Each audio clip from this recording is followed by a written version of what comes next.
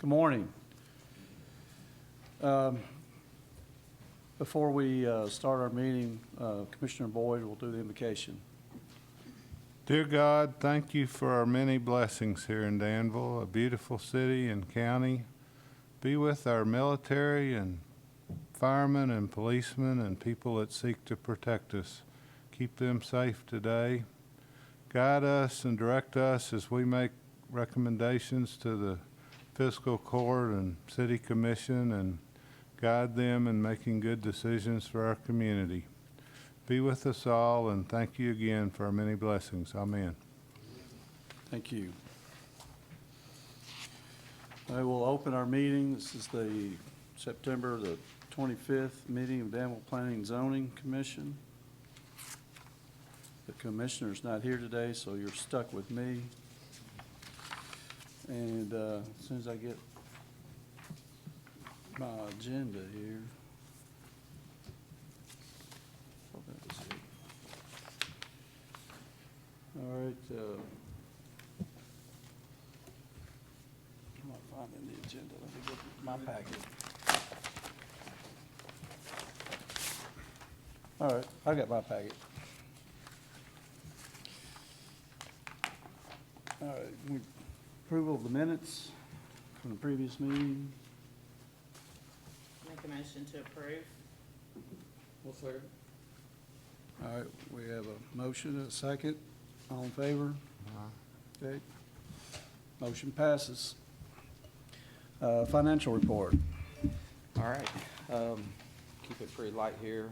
You got the finance report in your packet. Page 1 is the balance sheet, as you guys know, and you can see we got 109,000 plus there in the bank account. The more interesting thing is page 2 of the finance report. We're 2 months into the fiscal year. I think I mentioned this last month. So the target revenue would be about 17%, and as you can see, we're at 71% with our zoning permits and 30% on total revenue. So everything's going pretty good. And a small side note, we met with the auditor. The budget committee met with the auditor last week. The audit is done. We'll wait and let them give a presentation, probably be October. But the audit looks good, and so you guys should be seeing that next month and seeing kind of the last year financial picture. But this is the August finance report. I'd be glad to answer any questions you might have on anything on the report. Okay. I'll make a motion to approve. Got a motion Second. and a second. All in favor? All right, motion passes. Construction securities. Yeah, that's in your packet every month. Say this every month. It's there as a courtesy review. We aren't really making any headway with the city. Again, there are 3 of those projects we were hoping to get done. Met with Public Works a couple times. They've offered to do these projects on our behalf, and we're just unfortunately not making much headway on any of the 3. Was even considering maybe we just go out and do these independently. We have the option to hire a contractor ourselves and try to get these done, but the city has said they would do them on our behalf, and they're getting bids on a couple of them, but just no movement on the actual construction. Real no pushback from the neighborhoods, but I think they're expecting us at some point to get these, especially these 2 drainage situations corrected. Has the city given you any timeline? They say they're getting quotes. They're actually low enough to get quotes. They don't need bids. And, well, we've got 2 bids so far. We're trying to get a 3rd. And then it turns right into, we've got this and this and this, streetscape, bridge. And they've got a lot of projects going on. I think we're just down the list a little bit. Again, we could go out and get our own bids and get this rolling if that's what you all want to do. One of them's just getting street lights installed in the city. The other 2 are drainage, fairly minor drainage corrections. Just have to get a contractor we trust, and again, we can just get quotes. We don't have to bid these out. They're small enough. And get these. Is the city getting them done by the end of the year? I would hope, but my goal was to have them done by July. It's first April and June. They've been getting bids since March. quotes. And I bring them up with the engineers and say, hey, guys, where we at? Yeah, we need to get on that, we need to get on that, we're still working on that. I brought it up with city manager, hey, where we kind of at in the pecking order? And again, they've got a lot of projects. We got street going on out here and streetscape. They build a bridge, the splash pad, the park. You know, there's just a lot of projects. And they're in the middle of a lot of projects, so they're trying to work through those and at the same time do whatever they can for us. One idea I thought is I could talk to the county. Maybe the county would do them on our behalf, and we're gonna pay for this. We're holding the money. Maybe the city can't get to it. Maybe we could ask the county if they're willing to do this on our behalf. Dwayne Campbell's crew could get out there. Or either they could do it themselves, and we pay the county, or maybe they could get us a contractor that we all can work with. The maple tree is fairly minor. We're digging a hole and putting in some pipe. It's downhill. You know. That's a great idea. Do we need to vote to approve that, or? Well, I've asked the city for help, but if you guys are okay with me checking with the county, I don't need this to be formal. If you guys want to give me direction to pursue these on our own, that's always our options for us to get them done ourselves. I would think you'd want to get back to the city and tell them that we really want to move ahead, and they need to basically tell us which ones they're going to handle and when, or if not, be okay with us, you know, either going to the county or doing it ourselves. Yeah. I wouldn't want to be going out for bid at the same time they're going out for Yeah, bid, yeah. you know, on the same project. Or, again, they're getting quotes, they're not bidding, they're just, Yeah. again, these are below the threshold, so they're literally calling contractors, hey, give us a quote on this, giving them the specs. You know, we've paid an engineer to do the design already, the Right. preliminary design for Maple Tree. So I've got the plans, they're our plans. I could just say, hey, we're gonna take it over ourselves, or why don't you give me the two contractors you've already talked to and see Right. if I can't negotiate with them, or if those are good enough quotes, let's pull the trigger on one of them, do it. But I think one of the contractors is actually one they're working with on the streetscape, and it's the one they gave them the best quote, but they're also tied up on the streetscape project. Mhm. So maybe when that got done, I think the hope is, but, you know, we're gonna look up, it's gonna be December 1, and then the likelihood of us getting it done for the weather's very little. Again, the neighborhoods aren't pushing back, but, you know, it's been 11 years on the maple tree. Well, if you're comfortable with running it, then I think that's a good option. I mean, these are our projects to complete. If we choose to, or we can sit on the money, all of those are our options. But we asked the city for assistance, and they said they would help, and we're just not making any traction. Do they ultimately have to be approved by the city once the work's done? So it's just up to us. It's up to us. We're finishing the development As long as it meets our projects. standards. Yeah. They're drainage related, so in a sense, yeah, we want to make sure they're okay with the design. They've looked at the design. We're just going to be boring the street on Center Estates Drive and putting in the rest of Mr. Metcalf's drainage structure. We're just boring the street, putting the pipe into the ditch, putting the handrail up on the sidewalk. Maple Tree, we're going from the inlet down the hill, putting a junction box in, and then piping the park. It's just a backhoe and pipe. But ultimately, we are taking the water to the park, is what we're doing on the Maple Tree. So there will be some coordination there with the city to make sure when we get on their property that we're doing it right.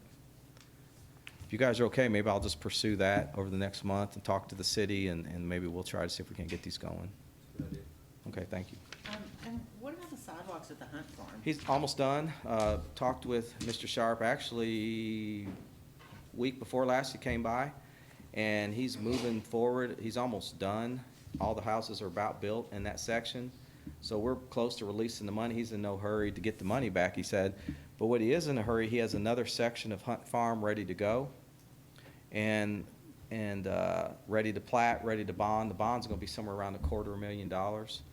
But he doesn't want to file it until the county amends the ordinance that they have that deals with that 51% rule, that kind of oddball rule they have that they won't accept streets until their 51% of the houses are built and occupied. That goes a little outside the subdivision regs. So he's made a comment that you guys amended your subregs and beefed up the process of administration, changed the bonding requirement.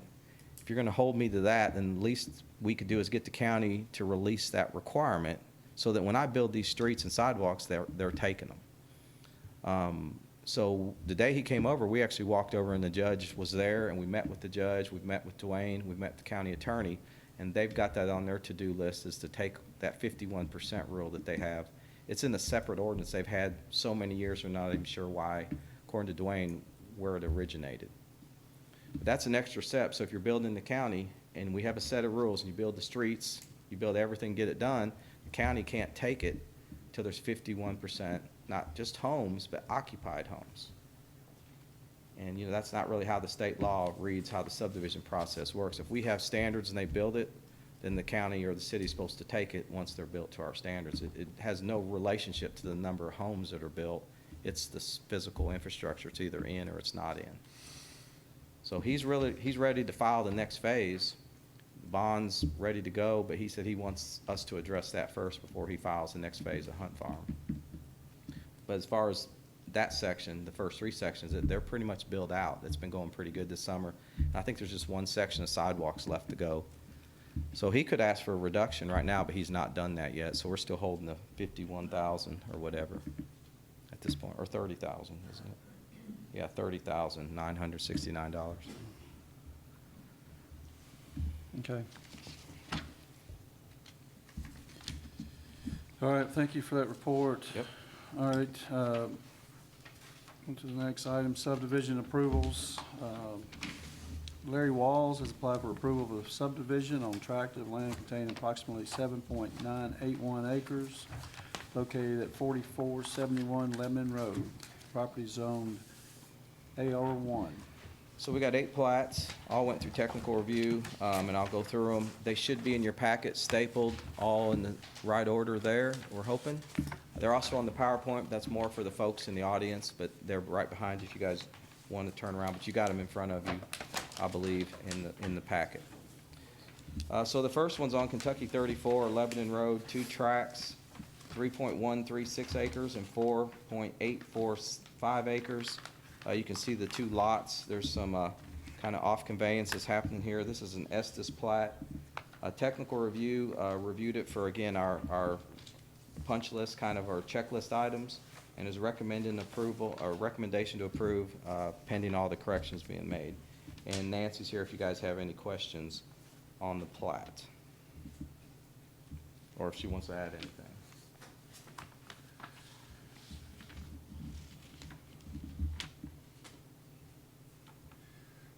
Do I move we approve? So we have a motion to approve pending the corrections. Pending the corrections being made. Okay. All in favor? Motion approves. Motion is approved. All right. J. Thomas Ross and Heather Lester have applied for approval of a subdivision on a tract of land containing approximately 1.791 acres located at 0 Locklin Lane. Property is zoned AR1. Again, that plat went through technical review. You heard it's 1.791. It's just one lot. Our reference is Track A. Again, technical review committee, which is Commissioner Manning and Boyd present, and with the surveyor engineers in the room, and recommending approval. A couple minor things to do on the plat. Again, we're sending out to you guys the marked up plat so you can see the corrections. Sometimes corrections have been made by today, other times they have not. Again, Estes plat. Nancy's here if you have any questions. Make a motion to approve. We have a motion to approve. Second. We have a second to approve. Again, pending the corrections. All in favor? Motion pass.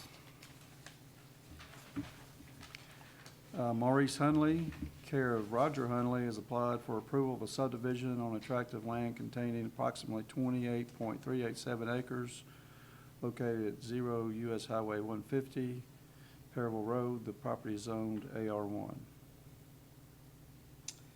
Again, the agenda says 150 Perryville Road, but it's old US 150 you see on the plat there. It actually touches both roads. You see the new 150 and you see the old, but there's 3 parcels that you see on the plat that straddle the old US 150, and then front the new US 150. Tracks 1A, 1B, and 2. Again, 1A is 7.643 acres, tract 1B is 10.068, and tract 2 is 10.676. Again, Estes plat, zoned AR1. You guys can see the tracks there and building setbacks, et cetera. Nancy's here if you have any questions.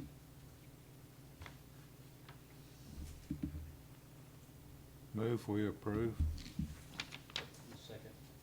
Okay, we have a motion and a second. All in favor? Motion passes.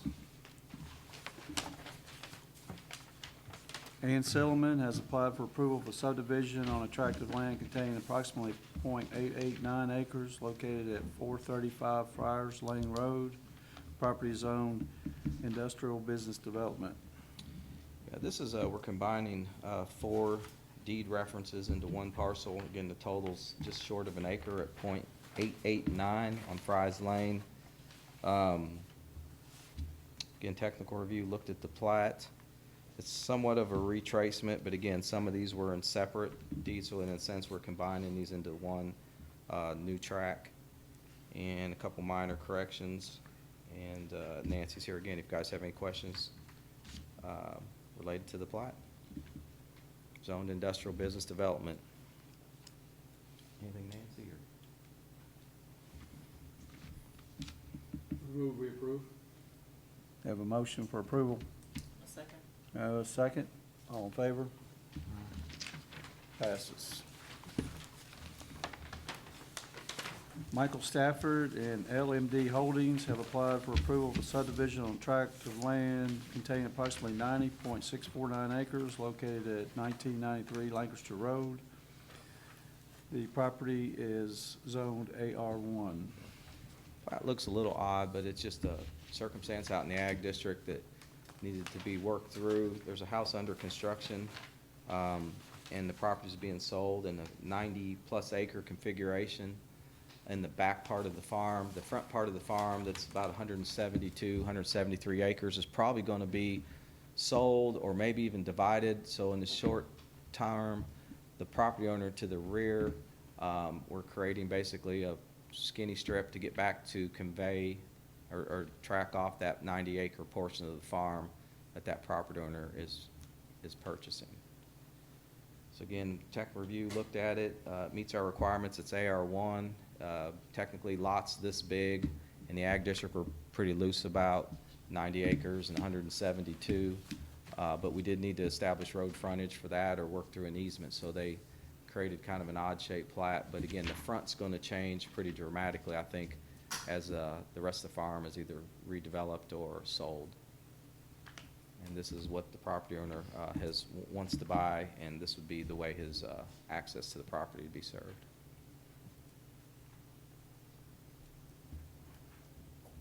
And it met all our requirements, and I believe it didn't have any corrections needed. I don't think he's here. I don't think Nathan's here. This is a survey firm out of Lancaster. We have a motion. I'll make a motion. We have a motion for approval. I'll second. We have a second. All in favor? Motion passes.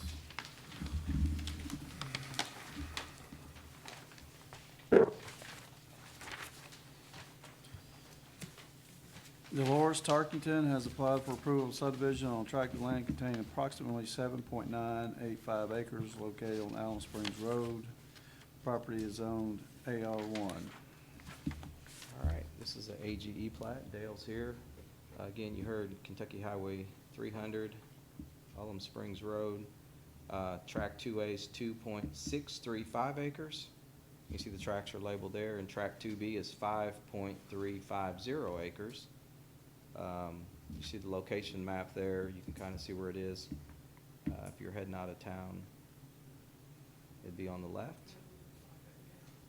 And again, technical review looked at it, met all our requirements, and was 100% technically correct at technical review. So the plat is ready to roll, pending your approval.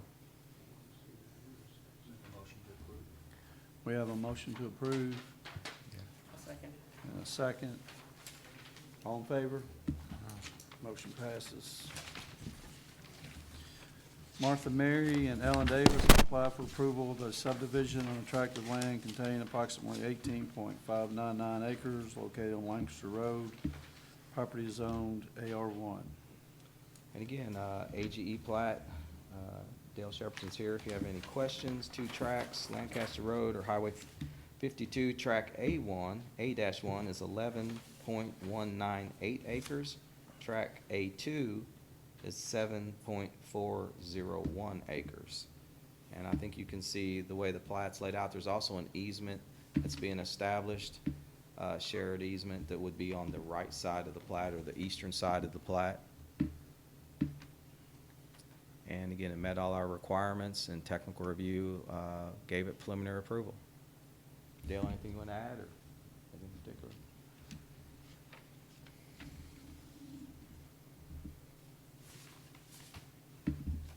I move we approve.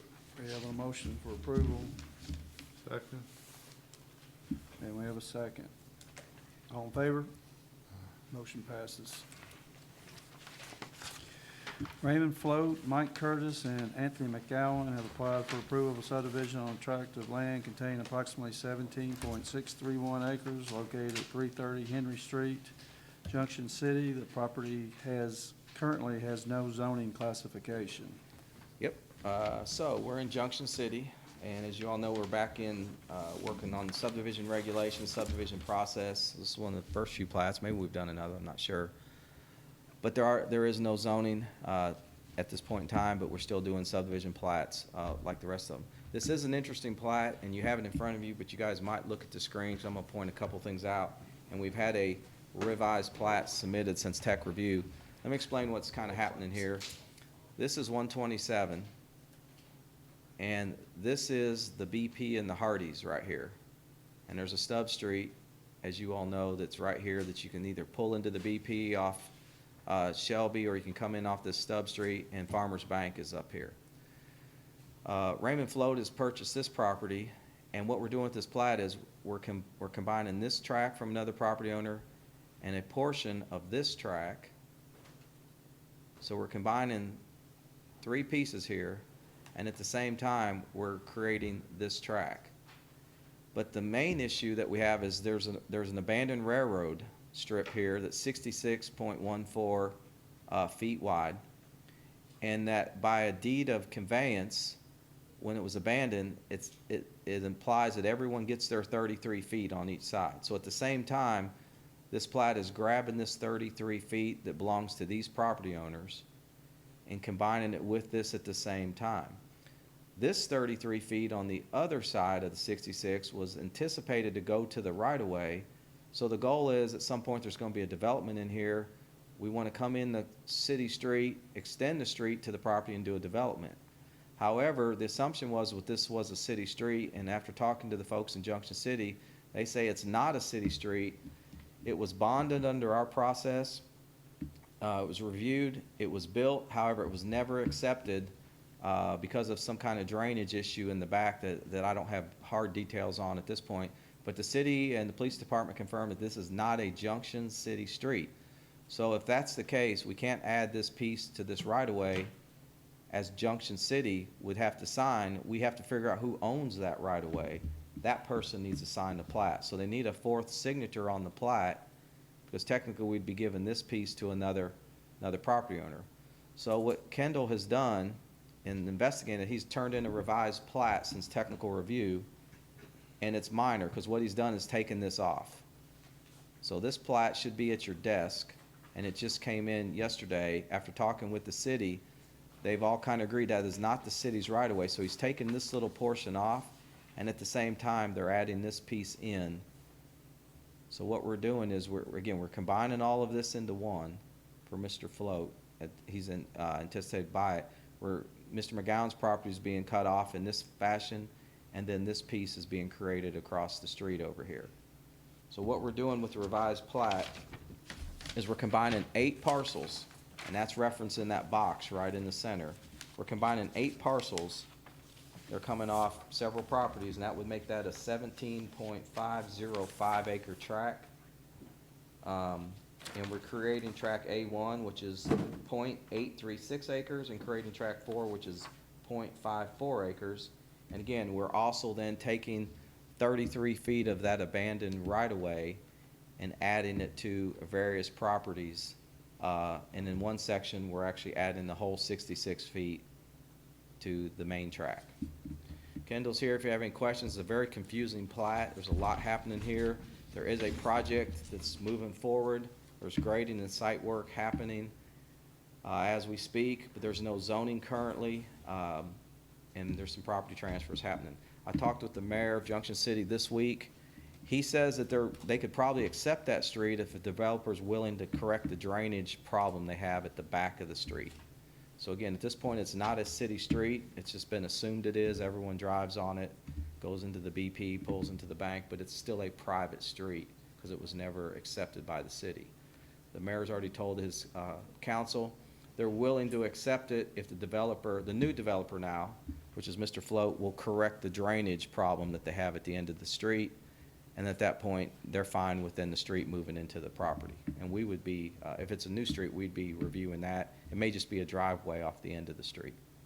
Ken, do I get all that right, or is there more to it you found out, or anything you want to add? Yeah, we, Come on up. I think next month we'll turn in a plat that the, you know, we're still working with the city of Junction City. And I think next month we'll have a plat that allows them to accept the street, allows us to create that strip that will then enable the public street to be extended further. So we're working through it, but it's just a matter of correcting the drainage issue that the city had an issue with, so. And what it is, the street, the grades on the street, it slopes away from Shelby Street and it goes downhill to the end of this street at the railroad track. The railroad track's a little higher, and so there's standing water there. There's some curb inlets at the end of the street. They don't go anywhere, so it's kind of a spot where it's just poor drainage that just doesn't drain out of there. So Raymond Float, the guy that I've been surveying for, he's working on correcting that and working with the city on it. So it's all getting cleaned up now. Again, Thank you. this plat this version didn't technically go through technical review. We're taking that L5 box off. You got both plats in front of you. And the reason I think it's still timely, they want to get this approved because Mr. Float's trying to acquire all those parcels and continue with his site work.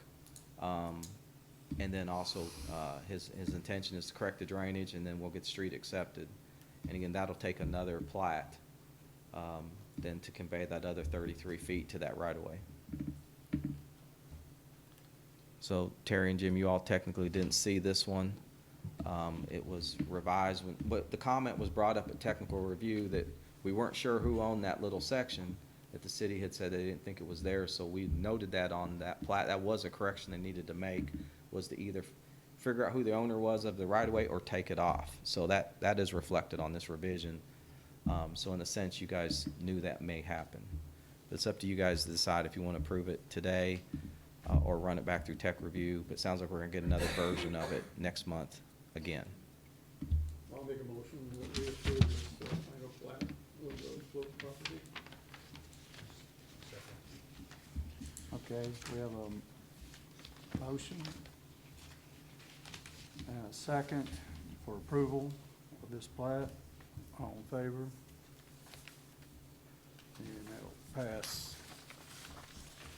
So we'll see you back next week, or next month. Okay, public hearings. Wilderness Trace Distillery LLC has filed a site plan amendment on a tract of land containing approximately 44.945 acres located at 4095 Lebanon Road. Property is owned industrial business development. All right, so you guys got the site plan in front of you. Wilderness is doing a pretty, not major expansion, but pretty decent sized expansion. Just by reference, you might look behind you again. There's an aerial that we put on the PowerPoint for you guys. This is actually off Google Maps. And interesting enough, that doesn't really reflect what's out there because Google obviously is not current. So that's what Wilderness Trail Distillery looks like, and the paper's gonna take a picture, but we're gonna make her take a better picture in a second. There's the zoning, our layer, by the way, our zoning map, as you know, we have brand-new aerials underneath our zoning layer, probably the freshest in the community, through a partnership with the Bluegrass Ad. So that's more what you see if you went out on the property today. Interesting enough, it shows the rick house that now is actually built, was under construction. When these were shot in the spring, you can see the IJW footprints, you can see the connector road.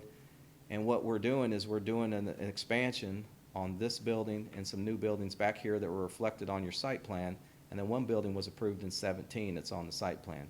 But this is more accurate of what's on the ground out there for their facility. Again, this building is now vertical, and we're working on rick houses. There's one built here, this one's done, and they're back there starting on the fourth one. Again, our aerials, and that shows the zoning layer on top of that. And then there's the site plan that was in your packet. Unfortunately, this has changed too. Kendall brought in a slight revision.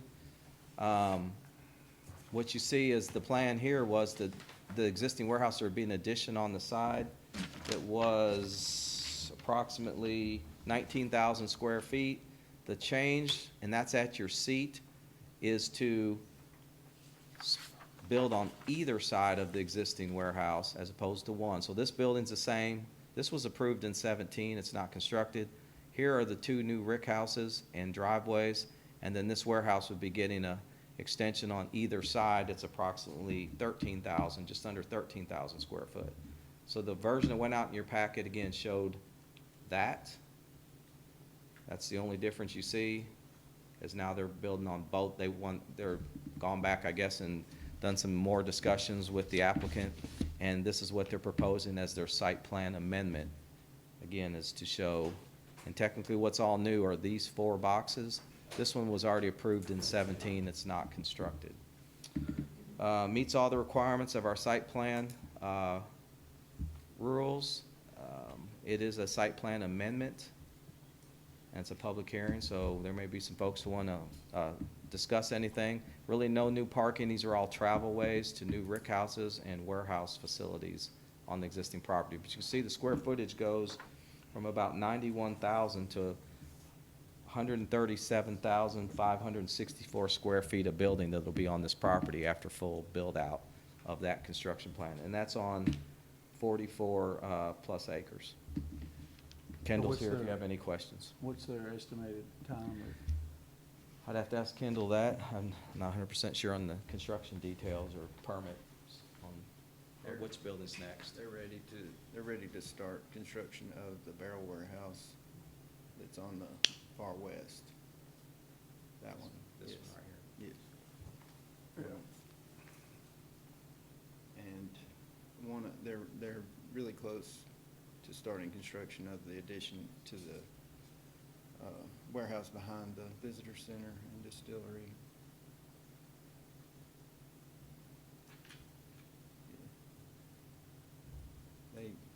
Growth happens so fast that it's hard to keep up with. Just like, from 2 weeks ago, they changed their plan and changed their minds on what they wanted to do, so I had to resubmit another plan. How come they never constructed the one that was approved in 17? I think that the barbecue festival has some things to do with it. Maybe they park over there. There's a road that comes through there that they use for access to the barbecue festival. So they had planned to buy that property from the Industrial Foundation and did so last year, and just decided to continue growth there instead of in the middle of the field over the Sounds corner, good. so. Okay, since this is a public hearing, do we have anyone who wants to speak in favor of this site plan? Not seeing anyone volunteer. Do we have anyone who wants to speak in opposition to the site plan? Anyone want to speak at all? All right, I will. okay. You always do.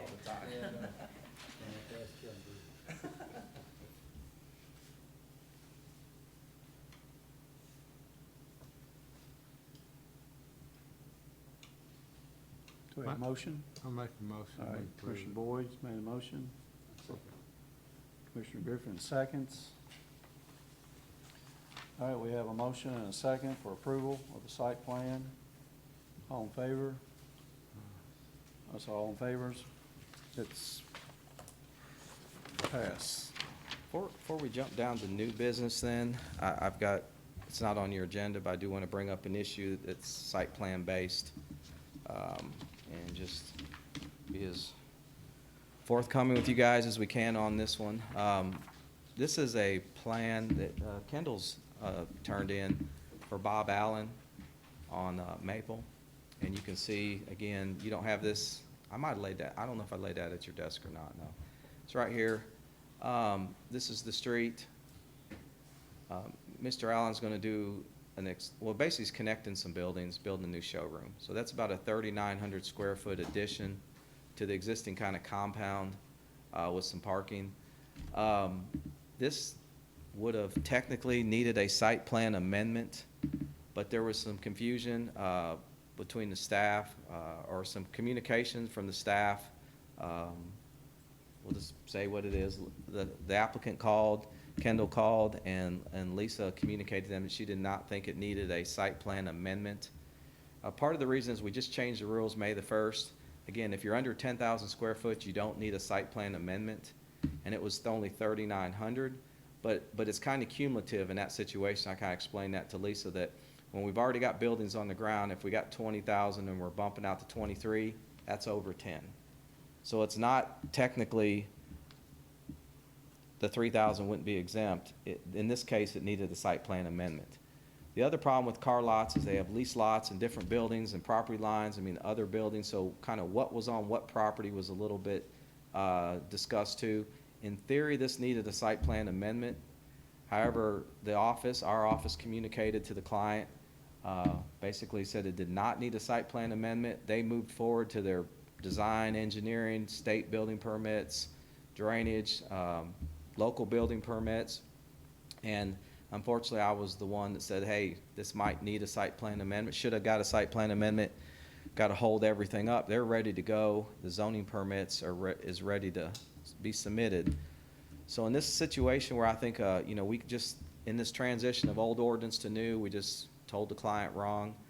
I think what might be the most appropriate thing to do in this case, and I mentioned this to Kendall, is to waive off the site plan amendment if you guys are okay with that, and with the zoning permit submittal, get a full set of plans, which they basically have ready to go.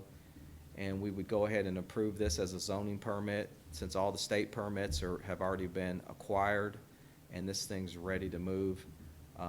Or you guys could say, hey, it needed a site plan amendment, needs to have one.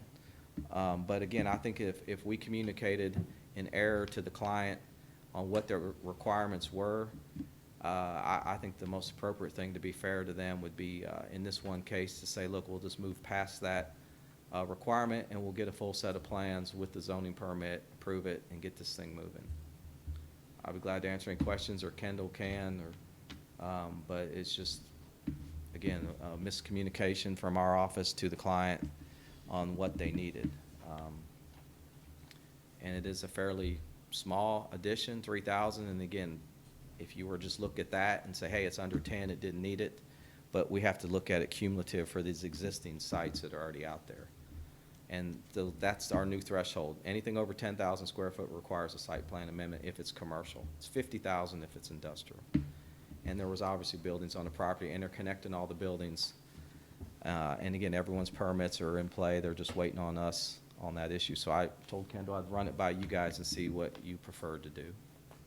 You don't have any concern about setting a precedent, waiving a site plan in this case? I have some concern, and that may be what we could do, is we could waive the fee and ask them to submit a site plan, but I think we owe them some compromise.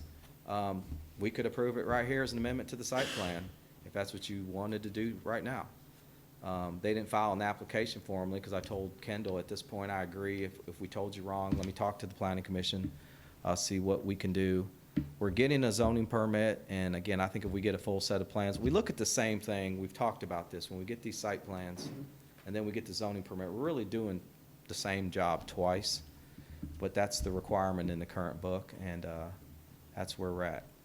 It's unfortunate, but I was thinking about Mr. Allen, and I've gone out and talked to the manager out there and said, look, we'll work with you. They're ready to get this thing moving.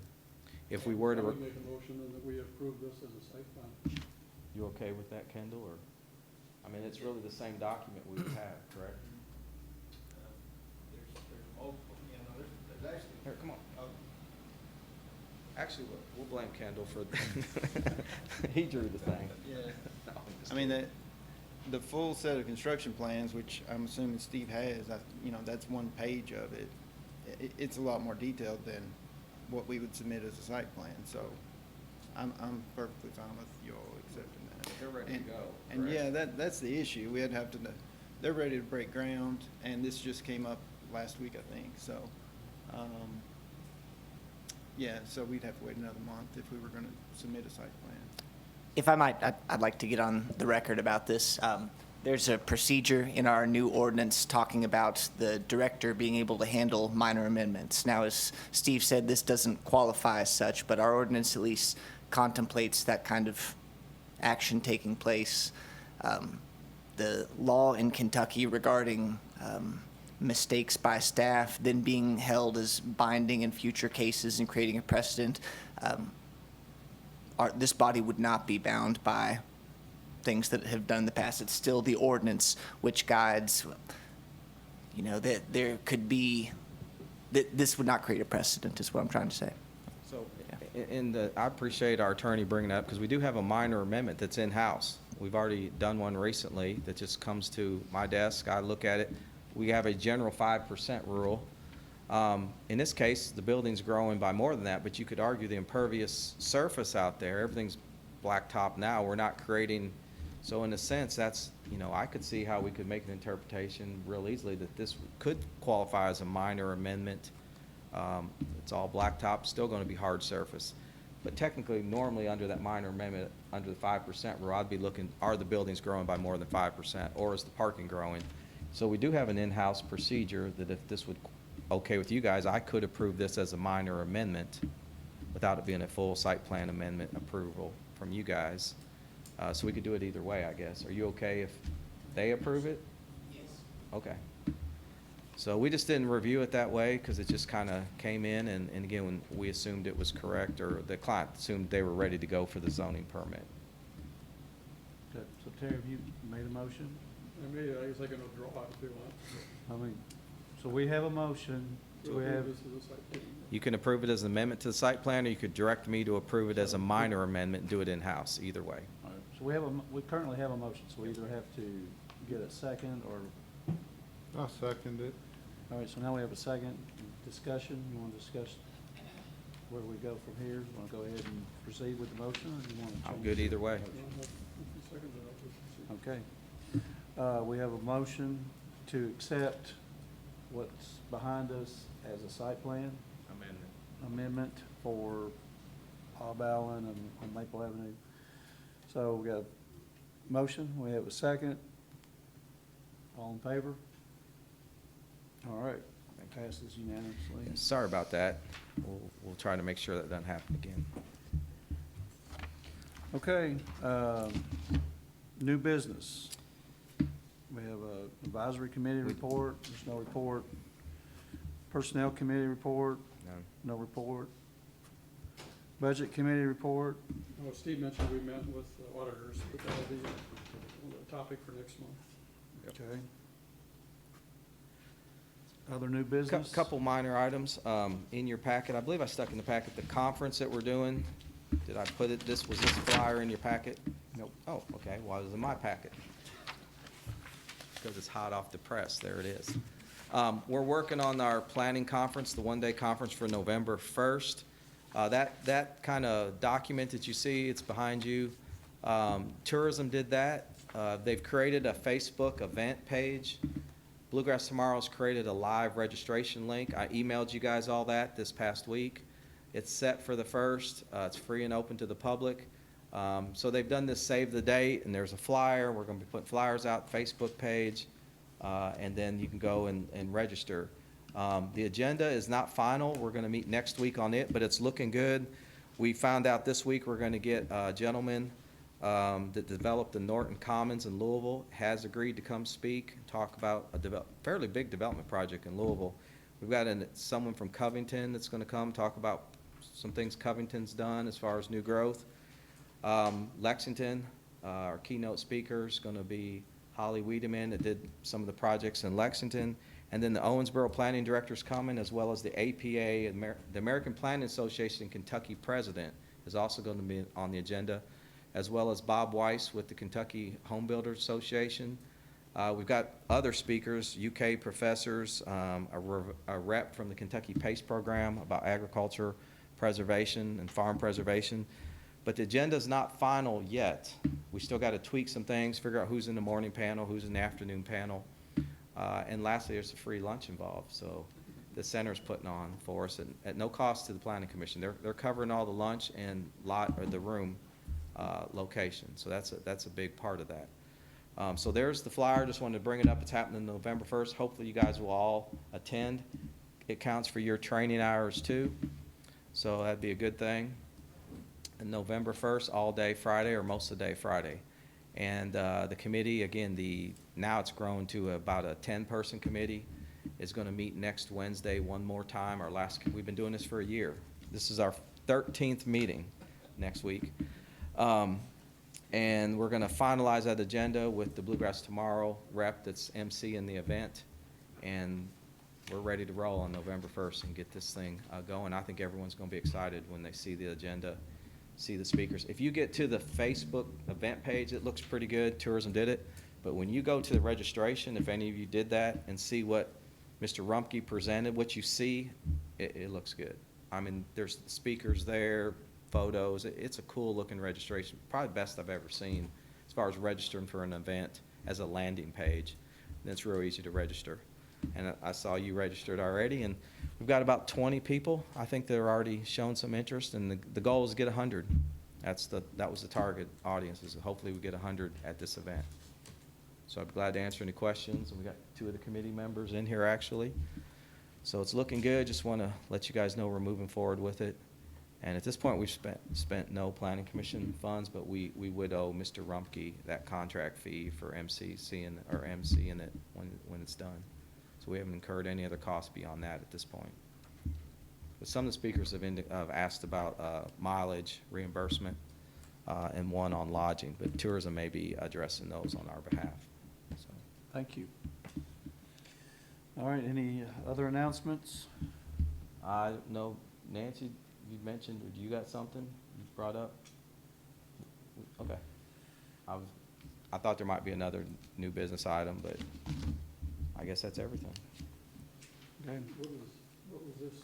Oh, that was just more unrelated. Again, just bounce with Nancy had raised something with me that we talked about that I thought might come up at this meeting. If so, I just threw a page in there that would be tied in. But again, there's nothing, Nancy, that we talked about you wanted to bring up? Okay. Now you can just ignore that. Okay, we have a motion to adjourn. I'll make a motion to adjourn. We have a motion and a second. Pardon me? Not at this point, no. Outside conversation. We are adjourned. No. Thank you.